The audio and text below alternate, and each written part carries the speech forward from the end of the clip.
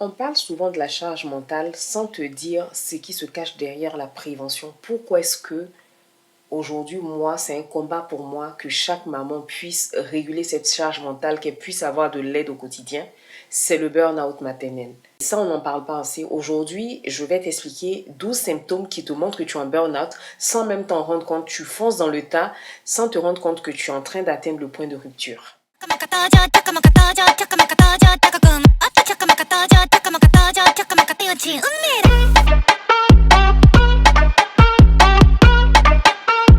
Hey ma Glow Mama, j'espère que tu vas bien. Je suis contente de te retrouver dans notre safe place, dans la Glow Mama era. On va parler aujourd'hui de quelque chose qui me tient particulièrement à cœur.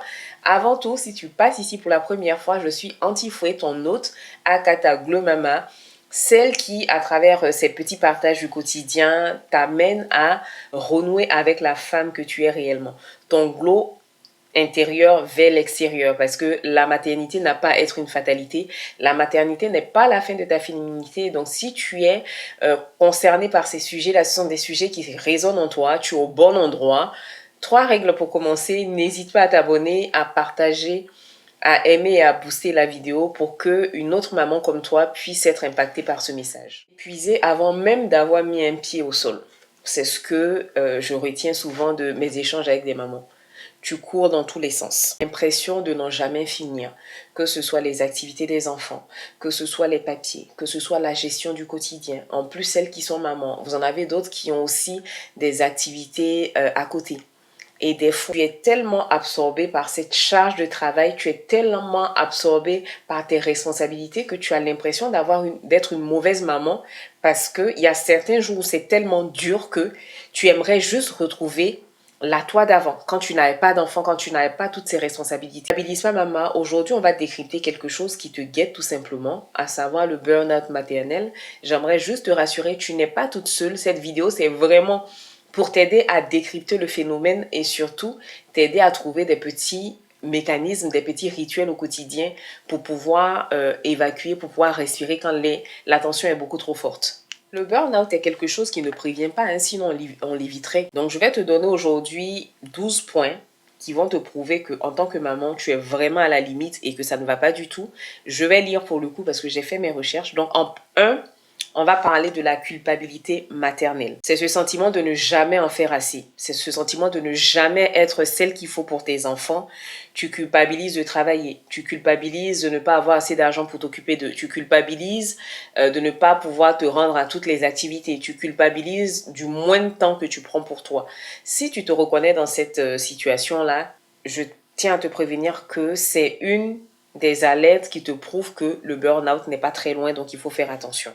En 2, on va parler du changement d'appétit. Soit tu ne manges rien du tout, tu t'affames, soit tu as des crises où tu passes ta vie à manger tout et n'importe quoi. C'est-à-dire que tu es tellement vidé par ton quotidien que les soirs, par exemple, tu as besoin de faire des crises de sucre, de te planquer dans un coin de la maison pour manger du sucre, pour être sûr que tu te reconfortes un peu, que tu arrives à décharger de la journée que tu as passée. Le retrait social. Tu es tellement débordé, tu es tellement fatigué que des fois, le simple fait, attention, je ne parle pas de celles qui sont casanières volontairement.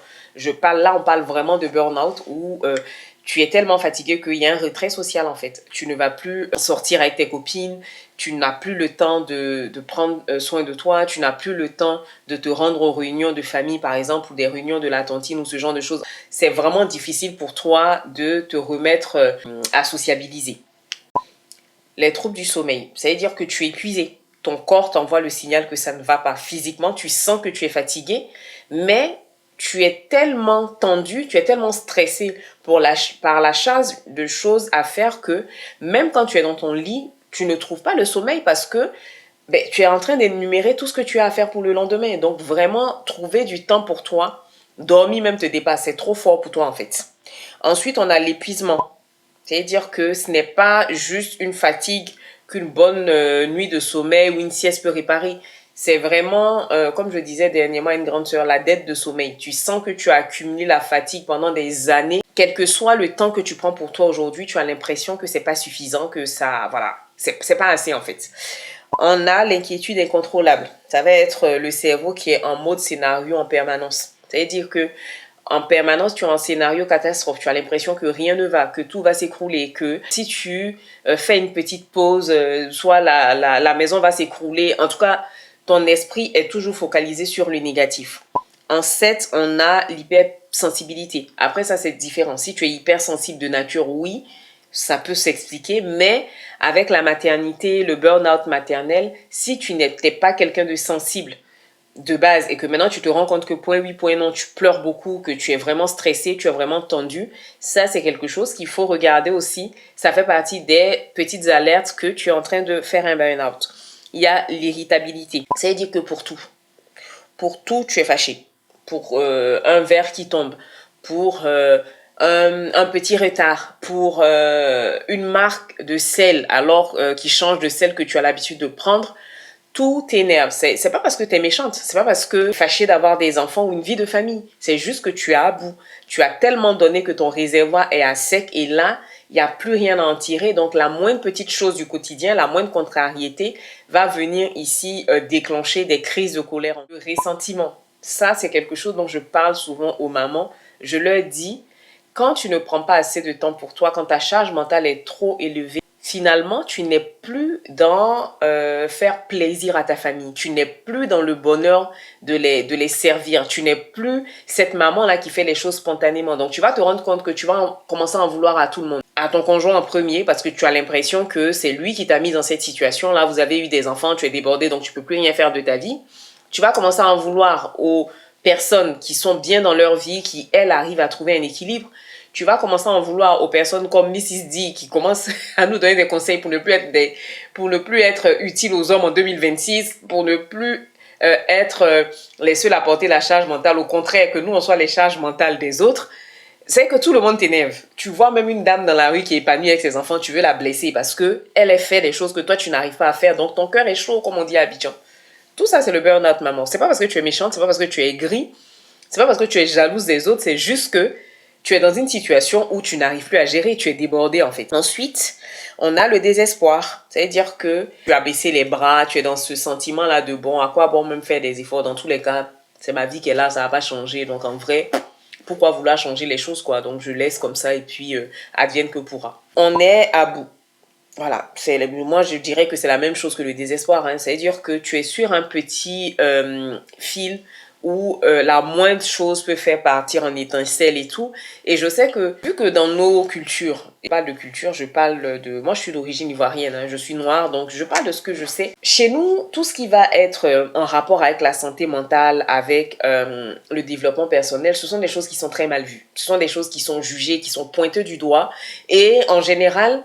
Même quand les signaux arrivent, quand une femme accouche, quand une femme devient maman, il y a des signaux de burn-out maternel, qu'il y a des signaux de postpartum, de dépression, on va tout mettre sur oui, mais toi tu as eu des enfants, tu pleures. Ah, mais telle n'a pas d'enfants, pourquoi toi tu as des enfants?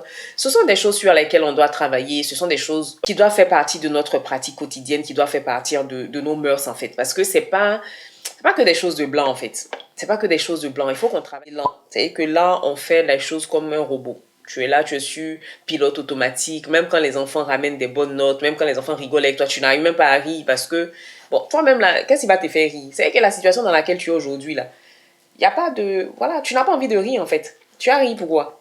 Toi où tu es là, tu es dans une situation où juste envie de passer à où tu es débordé, en fait. Ça, ce sont des signaux, tu peux les cumuler tous ou ça peut être un ou deux. Mais en tout cas, à chaque fois, c'est pour ça que c'est important de se connaître, c'est important de connaître ses réactions, de connaître ses humeurs, de connaître son corps, sa personne. Parce que plus tu te connaîtras, plus tu arriveras à reconnaître les signaux qui ne sont pas habituels chez toi.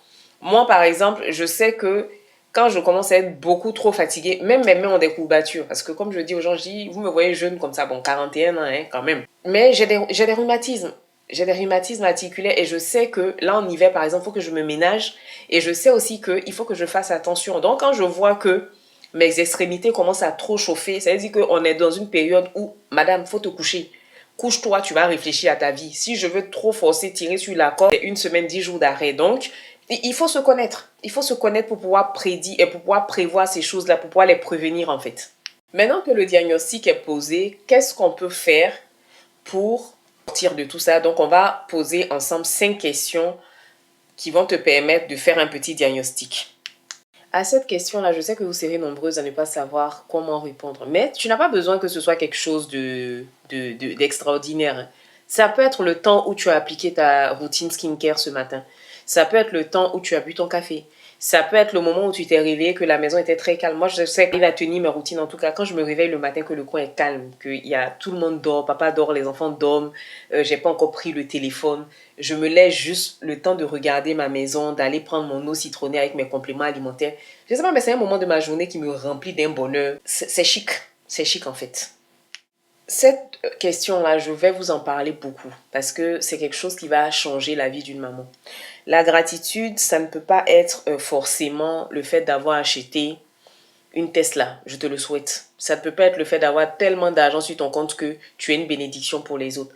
La gratitude, ça peut être des petites choses du quotidien. Ça peut être cette vidéo-là que je suis en train de te filmer. Je suis remplie de gratitude parce que le coin est calme, j'ai réussi à gérer mon petit monde et je suis en train de partager une vidéo parce que je vais impacter des vies. Je vais impacter mes mamans. Je veux toucher une maman qui est dans une situation où aujourd'hui, elle ne sait plus par quel bout prendre, elle est débordée.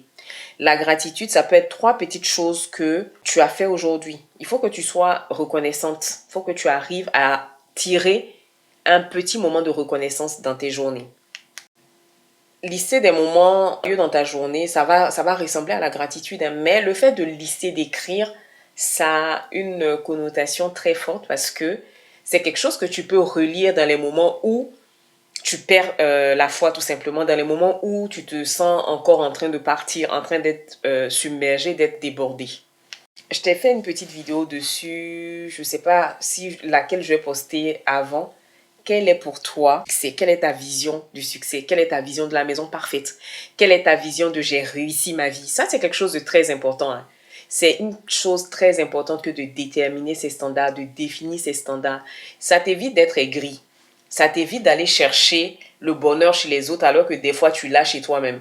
Ça t'évite de regarder les autres avec le mauvais œil alors que toi-même tu as peut-être quelque chose chez toi qui leur plaît. Arrêtez de se parler comme un sergent-chef avec son subordonné. Je dis souvent aux gens, analysez votre langage intérieur, votre dialogue intérieur. La façon dont nous on se parle des fois. Est-ce que tu peux parler comme ça à ton enfant? Ton enfant que tu as mis au monde, ton 9 mois. Ton fils, ta bataille, est-ce que tu peux lui parler comme ça? Est-ce que tu peux parler comme ça à ta meilleure amie? Est-ce que tu peux parler comme ça à ton conjoint? Même un inconnu, tu peux lui parler comme ça. Donc, le langage intérieur est déterminant de la personne qu'on est. Tu ne peux pas être toujours dans la violence, en train de te parler comme un sergent-chef, être dur avec toi-même, manquer de compassion envers toi-même. C'est vraiment important pour t'autoriser aussi à faire des erreurs, pour t'autoriser à être fatigué, pour t'autoriser à être débordé, parce que ça fait partie de la vie, c'est comme ça. Comme il a dit le tonton de Paris, là, c'est Paris qui demande ça. Donc, autorisons-nous aussi un peu de bienveillance envers nous-mêmes et bluffons tout simplement. Moi, aujourd'hui, cette petite vidéo-là, c'est pour encourager une maman. Il me tenait à cœur de la faire parce que... Il me tenait à cœur de la faire. Mon français d'aujourd'hui, là. Il me tenait à cœur de la faire parce que je sais que une société qui glorifie la souffrance maternelle, le sacrifice maternel. Et plus on va vulgariser ces termes-là, plus on va en parler, plus des mamans vont se sentir légitimes d'exprimer leur mal-être. Elles vont se sentir légitimes, autorisées à ne pas être bien. Parce que c'est pas parce que tu as fait un enfant, tu as choisi d'être maman, que ça veut dire que ça sera toujours rose. Que ça sera pas, par moment, que ça sera un long fleuve tranquille. Donc je voulais vraiment faire cette vidéo-là à une maman qui a besoin d'encouragement et lui dire qu'elle n'est pas seule. Je la vois, je compatis et je suis avec elle. N'hésitez pas à vous abonner, n'hésitez pas à partager cette vidéo-là à une maman, à une amie qui en a besoin, qui a besoin d'être encouragée. Et on se dit à très vite pour une prochaine vidéo. Me, I'd rather disappear.